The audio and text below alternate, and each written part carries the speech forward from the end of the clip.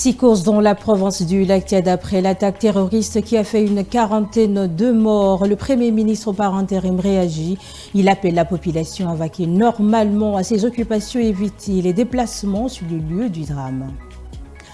Encerclée par la crue Gueuy, une localité située à une dizaine de kilomètres de Déminan et dans l'impasse. Toutes les activités sont aux arrêts. Désemparée, la population crie à l'aide, vous l'entendrez.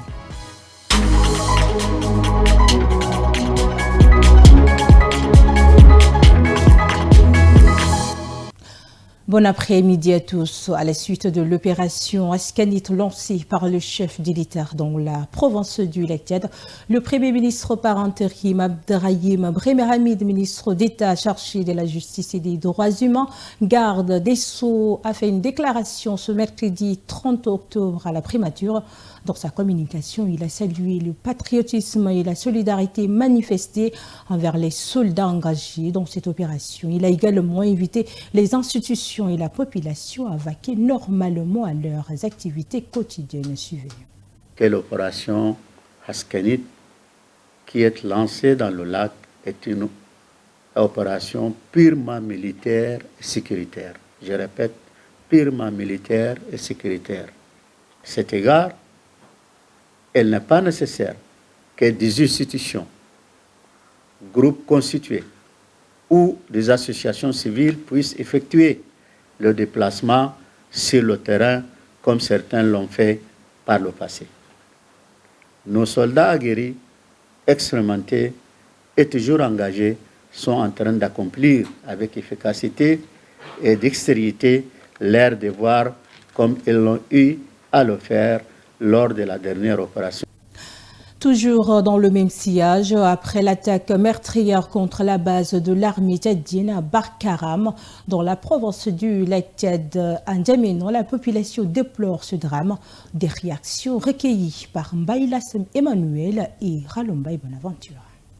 Depuis minuit, le Tchad est en deuil de 3 jours décrété en hommage aux soldats tués dans la nuit du dimanche au lundi 28 octobre. Ils étaient officiellement 40 à avoir consenti le sacrifice ultime lors de l'attaque perpétrée par des éléments de la secte Boko Haram dans la région du Lac-Tchad, épicentre des attaques terroristes, et des voix de toutes parts se sont levées pour condamner cet acte. C'est un regret pour le peuple tchadien. On a perdu des hommes qui sont innocents parce qu'ils sont pour la sécurité. Alors ça, c'est difficile à concevoir cette position. On ne souhaite pas que cela se reproduise encore. Et il faudrait que les soldats soient bien protégés. C'est-à-dire qu'il faudrait qu'il y ait plus de sécurité au niveau des frontières avec des outils technologiques adéquats pour protéger un peu les soldats qui sont déjà beaucoup victimes. Je condamne cette attaque. En tant que citoyen tchadien, ça c'est une attaque qui est inadmissible sur le territoire tchadien. Ça c'est un désordre. Et donc pour cela, j'interpelle le gouvernement de prendre des conditions nécessaires pour que cet acte encore ne se répète plus. Le deuil prendra fin vendredi à minuit. Pendant ce temps, N'Djamena a lancé une offensive militaire baptisée Askanit pour traquer les assaillants. Les partis politiques bénéficieront officiellement d'une somme de 3 millions de francs CFA chacun. En tout cas, c'est ce qu'a dit le président de la République lors d'une rencontre avec les chefs des partis politiques. Cette enveloppe tombe dans un contexte tendu peu après la rupture au sein de la coalition pour un Tchad uni. Est-ce une subvention ou un moyen de calmer les esprits? Les réponses avec Alatar Muslil. 3 millions de francs CFA. C'est la somme qui sera octroyée à chaque parti politique pour les aider à préparer les prochaines échéances électorales. Cette aide arrive quelques semaines après que le secrétaire général du mouvement patriotique du salut MPS a laissé entendre un éventuel divorce entre les partis de la coalition pour un Tchad uni, un regroupement de plus de 200 partis politiques ayant soutenu l'élection du président Mahamat Déby le 6 mai dernier. Selon les politologues, il est crucial de clarifier cette situation. Ce sont l'ensemble de ces 300 partis qui ont droit à cette subvention pour se préparer aux échéances électorales. Donc ce n'est pas de l'argent distribué, c'est une subvention publique allouée aux partis politiques pour leur permettre de se préparer aux échéances électorales, notamment les législatives et les locales. Les élections législatives provinciales et communales sont fixées au 29 décembre. La date limite de dépôt des candidatures a été reportée au 1er novembre, mettant les partis exclus de la coalition Tchad Uni dans une véritable course contre la montre.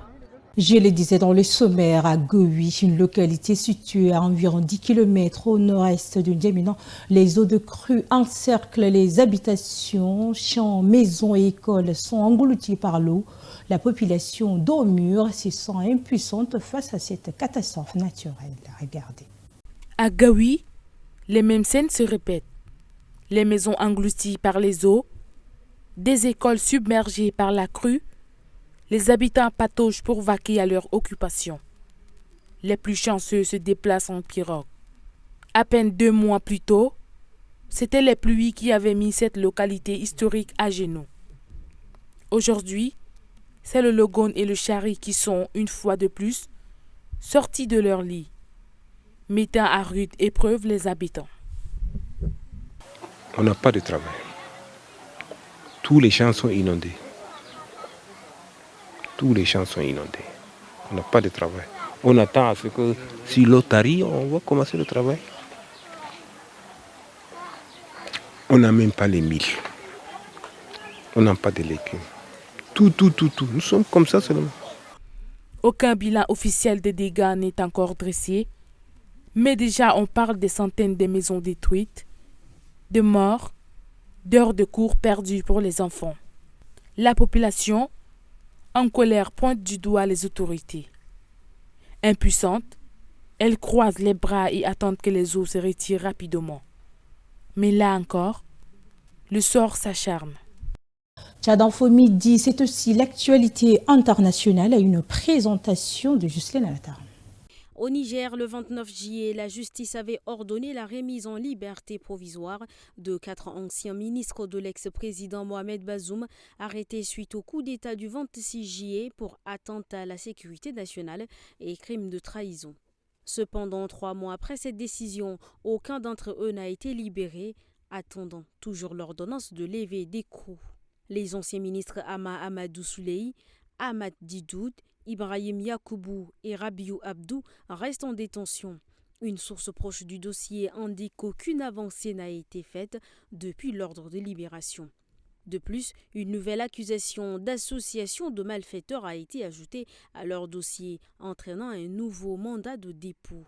Les avocats des ministres ont déposé une requête en annulation dénonçant un vice de forme et affirmant qu'aucun fait nouveau ne justifie cette accusation supplémentaire.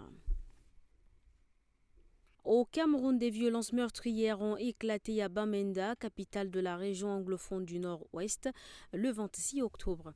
Après la projection d'un film documentaire sur le président Paul Biya, 2 habitants ont été tués par balle et une élue municipale, Frida Djoko, a été enlevée puis assassinée. Son corps a été retrouvé dans le quartier Chumbo après avoir été porté disparu depuis samedi soir. Militante du parti au pouvoir, le RDPC, elle revenait d'un événement dans un quartier considéré comme sécurisé. Des témoins rapportent qu'elle a été amenée de force par des hommes armés non identifiés. Aucun groupe n'a revendiqué sa mort. Le président américain Joe Biden est accusé par les républicains d'avoir manqué de respect aux partisans de Donald Trump en les qualifiant d'ordures mardi à l'occasion d'un appel vidéo avec un groupe d'électeurs hispaniques. Joe Biden est sous le feu des critiques de Donald Trump et des républicains mardi 29 octobre pour avoir, semble-t-il, qualifié les soutiens de l'ancien président d'ordures. Les seules ordures que je vois flottant autour d'ici, ce sont ses partisans, a déclaré le président américain lors d'un appel vidéo pour la campagne électorale. Le président démocrate critiquait les propos dénoncés comme racistes d'un humoriste invité à prendre la parole lors d'un meeting de Donald Trump à New York qui a comparé Porto Rico à une île flottante d'ordures. Joe Biden a plus tard écrit sur X que dans ses propos, le terme ordure désignait la rhétorique haineuse de l'intervenant au rassemblement en faveur de Donald Trump et non les soutiens de l'ex-président. C'est tout pour cette édition. Mesdames et messieurs, merci de l'avoir suivi. Le programme continue sur Tchad Info TV.